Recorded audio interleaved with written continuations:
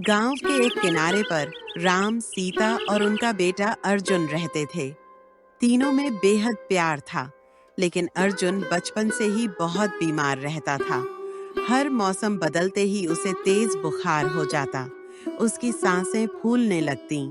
डॉक्टरों ने भी हाथ खड़े कर दिए थे। सीता रोज मंदिर में दिया जलाकर भगवान से मिन्नतें करती थीं।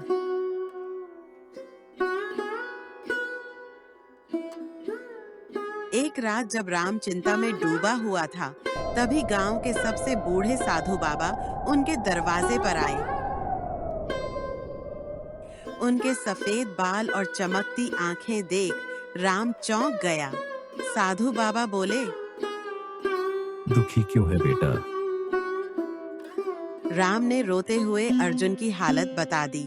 साधु मुस्कुराए और बोले, उत्तर पर्वत के ऊपर एक जादुई फूल खिलता है, जीवन पुष्प। जो भी उसकी पंखुड़ी अपने बीमार प्रियजन को चटा दे, वह तुरंत स्वस्थ हो जाता है। लेकिन फूल तक पहुंचना आसान नहीं है। हिम्मत चाहिए, विश्वास चाहिए। राम ने एक पल भी नहीं गंवाया। सुबह होते ही वह उत्तर पर्वत की ओर चल पड़ा। रास्ते में कांटों के जंगल थे,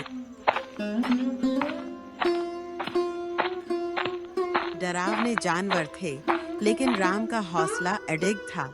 वह जानता था कि उसे अपने बेटे के लिए वह फूल लाना ही है।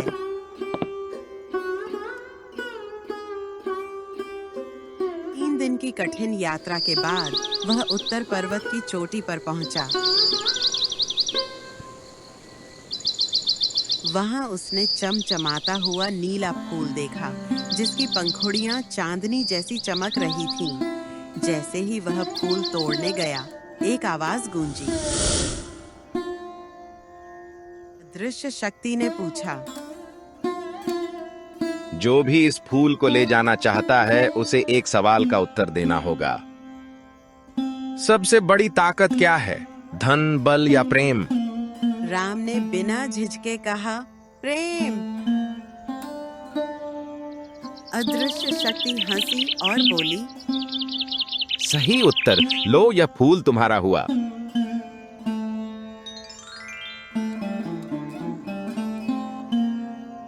फूल को लेकर राम तेजी से गांव लौटा।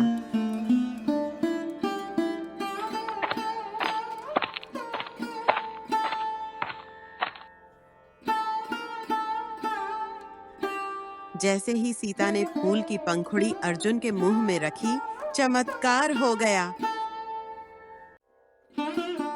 अर्जुन की सांसें सामान्य हो गईं, उसका चेहरा गुलाबी हो उठा और वह मुस्कुराते हुए उठ बैठा। उसकी बीमारी कहीं गायब हो गई थी। पूरा गांव इस चमत्कार को देखकर दंग रह गया। साधु बाबा फिर प्रकट हुए और बोले,